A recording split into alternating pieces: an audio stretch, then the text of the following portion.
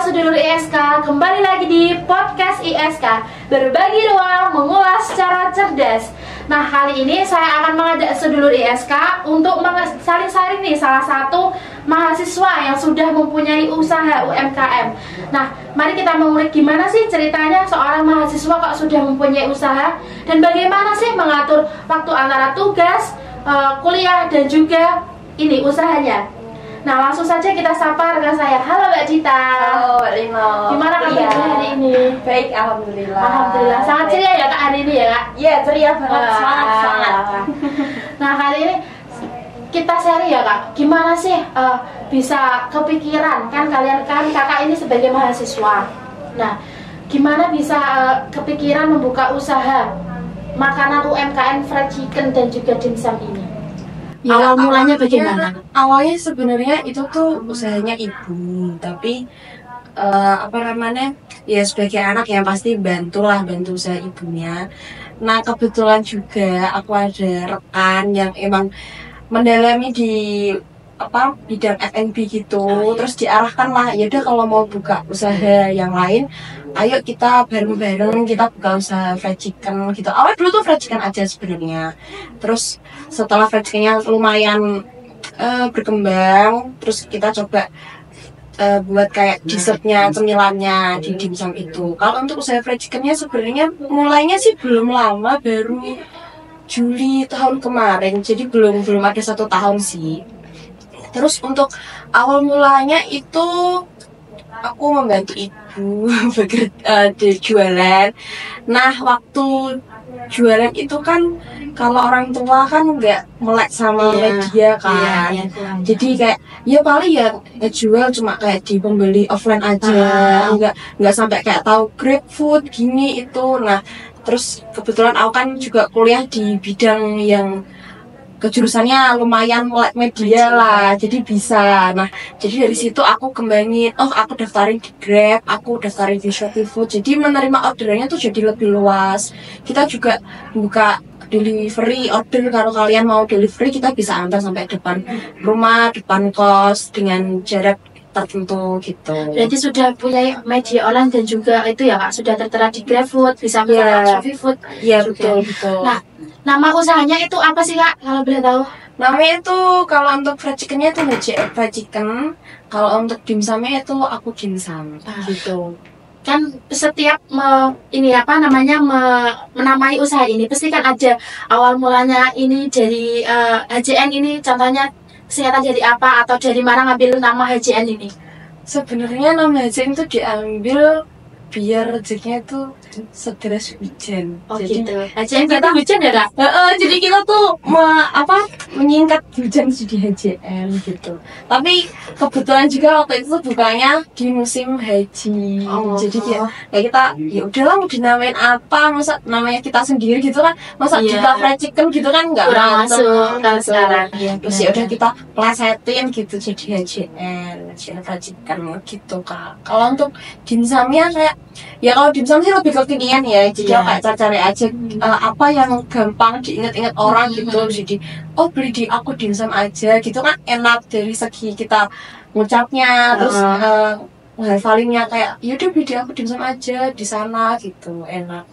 Kenapa sih Kak kepikiran jadi ini namanya membuka bisnis ayam fried chicken, padahal kan ada bisnis makanan yang lainnya gitu? Gimana kepikiran awalnya? Kalau untuk kepikirannya sebenarnya aku buka usaha, cari usaha yang benar-benar emang diperlukan orang. Jadi kalau kita buka usaha makanan itu kan setiap hari dikonsumsi orang, setiap hari dicari orang, dan kebetulan juga itu berbahan baku dasarnya ayam. Nah, ayam kan hampir semua orang kan suka, entah dari kalangan anak kecil, remaja, pekerja, orang tua kan juga suka, nggak yang terlalu pilih-pilih gitu loh. Nah, kita kemas dalam bentuk fried chicken itu. Terus juga aku kelasnya untuk target marketingnya itu bukan kelas menengah ke atas, tapi lebih ke kelas menengah ke bawah. Jadi keseluruhan bisa mencoba gitu.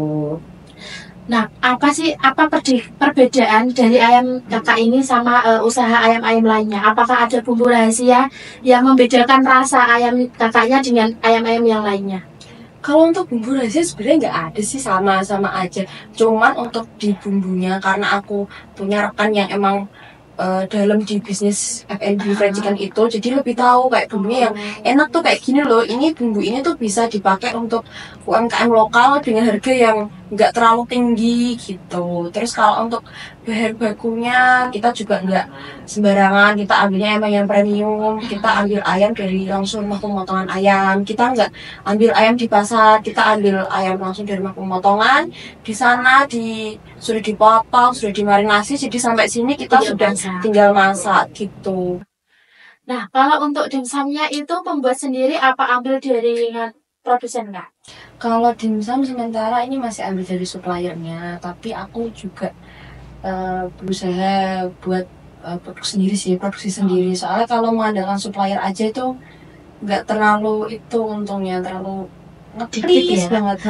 Jadi kalau buat sendiri atau produksi sendiri kan kita bisa milah-milah mau modelnya seberapa, nanti HPP-nya gimana gitu. Untuk kualitasnya juga bisa milih sendiri. Iya, rasa variannya juga nanti bisa ditambah lebih banyak lagi. Nah, sekali. Nah, saat ini kan kakaknya kan juga sibuk kuliah nih dan sedang padat-padatnya banget. Sibukan PPL lah, ada sebentar lagi persiapan KKN. Nah, saat ngerintisnya dulu gimana sih cara mengatur waktunya antara kuliah dan ngerjain tugas dan juga dalam berbisnisnya ini, mengatur bisnisnya ini?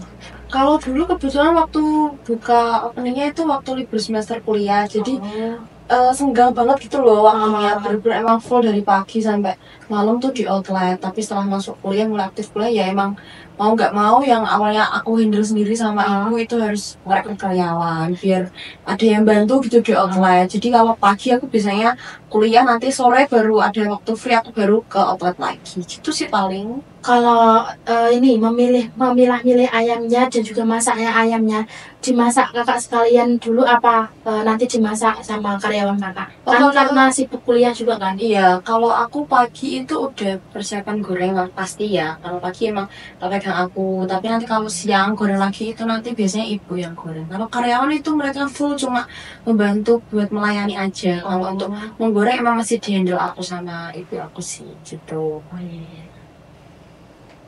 Nah, saat ini kan sudah maraknya media digital ya Kak. Iya.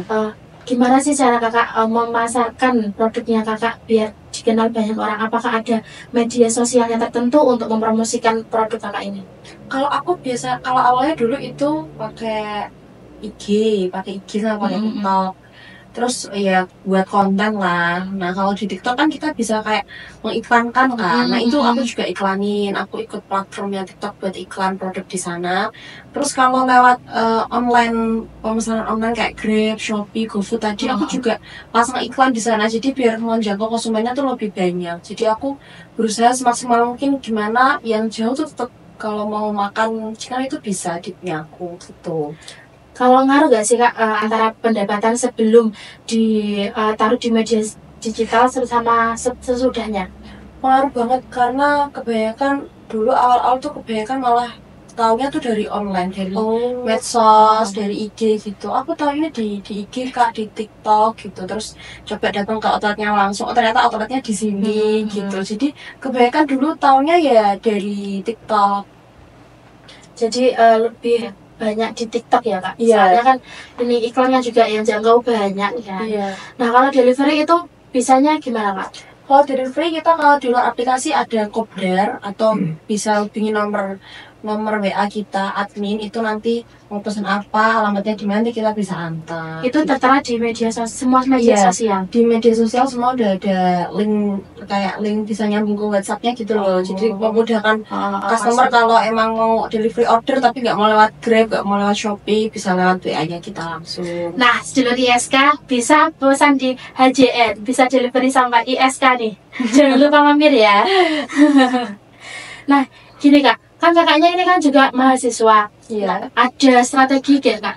Contohnya mempromosikan ke teman-teman kakak, ayo jajan di sini, ayo jajan di tempatku, nyoba untuk mempromosikan produknya kakak ini. Kalau aku biasanya untuk lingkungan kampus aku pasang itu free delivery, terus paketnya aku buatin paket, jadi paket geprek 10.000 udah dapat es teh, bisa antar sampai depan kosmu gitu. Itu jadi menarik mahasiswa kan 10.000 kapan lagi geprek sama es teh gitu kan. Nah itu waktu kemarin itu lumayan, jadi sekali order tuh ada yang langsung 5, langsung 7 gitu, antar ke sini mbak, antar ke sini gitu. Itu cuma awalnya 1 hari aja, aku pasangnya cuma 1 hari, terus hari selanjutnya itu mereka tanya lagi, mbak masih itu enggak, masih ada promonya enggak, ya yang tanya baik ya udah tak adain lagi gitu. Berarti awalnya ke teman-teman kampus itu mempromosikannya lewat IG, Oh. lewat IG gitu sebenarnya, lewat IG, lewat status di WA gitu-gitu. Terus ada yang karyawan juga kan, ada yang bantu ngepost juga, harus ada teman-temannya juga ikut. Aku mau order nanti order segini, antarin ke pondok iya, gitu. iya, iya. Jadi temannya pada ikut kan. Jadi awalnya nggak Bisa. tahu, terus tahu gitu. Benar-benar. Repeat order juga. Setelah nggak ada promo, mereka juga repeat order. Berarti Karena kan udah tahu rasanya. saya berarti kan enak nih gitu.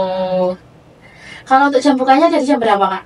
Kalau jam buka aku dari pagi, udah ready itu dari jam 6 pagi sampai kalau malam biasanya setengah 8, jam 8 lah udah habis. Kenapa kok jam 6 pagi sudah buka ini, kenapa kak? Soalnya kan biasanya kalau fried chicken itu bukanya kan rata-rata Siang. sore, siang, ya gitu. Kenapa kakaknya ambil pagi? Kalau dulu tuh awalnya aku juga bukanya siang, jam 9, jam 10-an.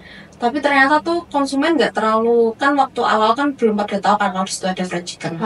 Terus aku dapat saran dari rekanku itu, coba dibuka pagi, kan belum ada kan fried chicken yang buka pagi. Nah ternyata malah ramenya tuh justru di pagi. Jadi kayak anak sekolah, anak kantor, di situ kan deket sama kayak kantor bank, terus mes sama mes itu pabrik gula. Nah mereka kalau pagi itu pada beli sarapan di sana. Jadi malah banyak konsumennya di pagi hari itu malah banyak daripada siang, itu malah lebih banyak pagi. Terus pada tahu, di sini ada ya fried chicken bukanya pagi, malah memudahkan kita ibu-ibu yang pagi nggak sempat masak, anaknya pengen fried chicken beli di situ. Jadi terus langganan terus mereka tahu kayak ini buka di sana aja, beli di sana aja, dia bukanya dari pagi gitu. Berarti strategi marketingnya itu gimana kak? Kalau dari pagi itu maksudnya keseluruhan apa gimana? Targetnya aku keseluruhan dari mulai anak-anak, terus orang kantor, anak-anak, sama pekerja umum gitu. Jadi merata. Jadi semua bisa makan di jam pagi, sarapan pakai fried chicken gitu. Ya benar sih. Nah kak, kan kalau setiap usaha itu kan pasti kan ada tantangannya ya kak. Iya. Nah apa sih tantangan yang pernah dirasakan selama mendirikan bisnis ini? Kalau tantangannya sebenarnya di promosi sih, digital marketingnya, karena semua kan sudah digital. Kalau promosi nggak pakai kayak platform di TikTok, di sekarang susah. Itu tuh susah, kalah sama yang di online gitu.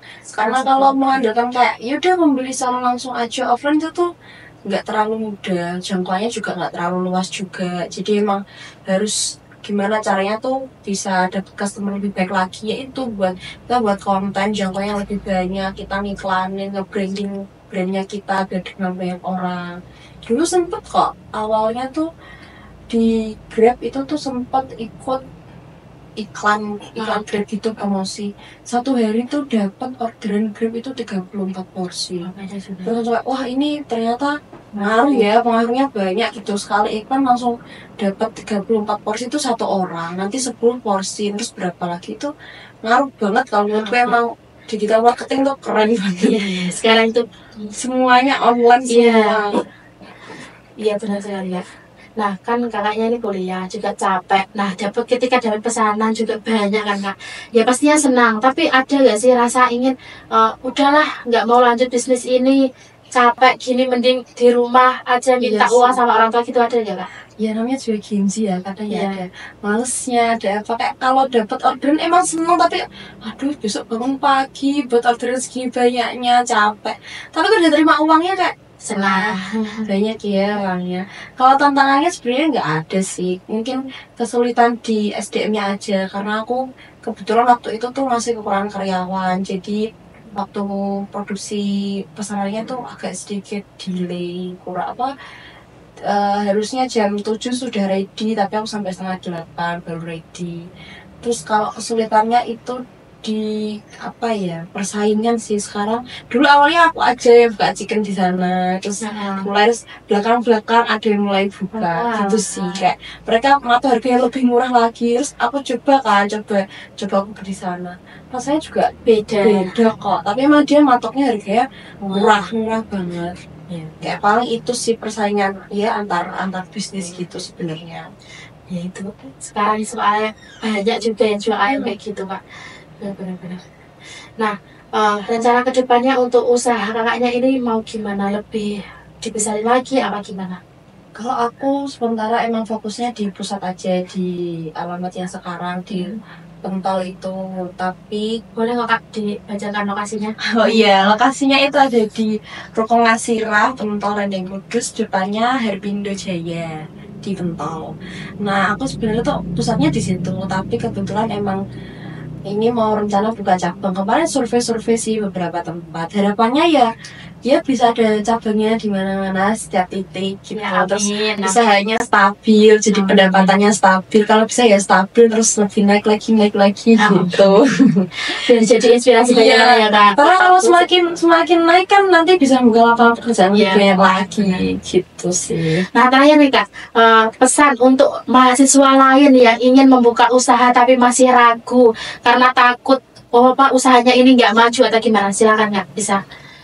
Motivasinya apa ya? Kalau dari aku pesannya sih ya udah nggak apa, walaupun katanya itu usahanya orang tua, tapi kalau usaha orang tua, kalau kamu yang emang bisa handle, ya udah handle aja, nggak apa-apa. Walaupun itu katanya peninggalan orang tua, warisannya orang tua, tapi belum tentu kan orang tuamu itu bisa meneruskan bisnisnya sampai tua, nanti kan nggak tentu. Pasti kan ujung-ujungnya diturunkan ke kamu juga. Jadi mau nggak mau kalian harus belajar gimana meneruskan usaha orang tua, bangun inovasi yang lebih baik lagi, cari partner yang bisa membimbing kamu di bidang itu. Siap. Jadi kalau partnernya oke, kerjaannya oke, itu semua oke. Siap. Buat Genzi jangan malas-malas. Nanti kalau malas nanti nggak dapet cuan, susah. Gitu sih. Mahasiswa Genzi juga bisa sukses dari cuan banyak. Iya, benar. Nah, sekarang ada di penghujung acara podcast kali ini. Terima kasih Kak Dita sudah meluangkan waktunya. Kita pamit undur diri. Assalamualaikum warahmatullahi wabarakatuh. Dadah.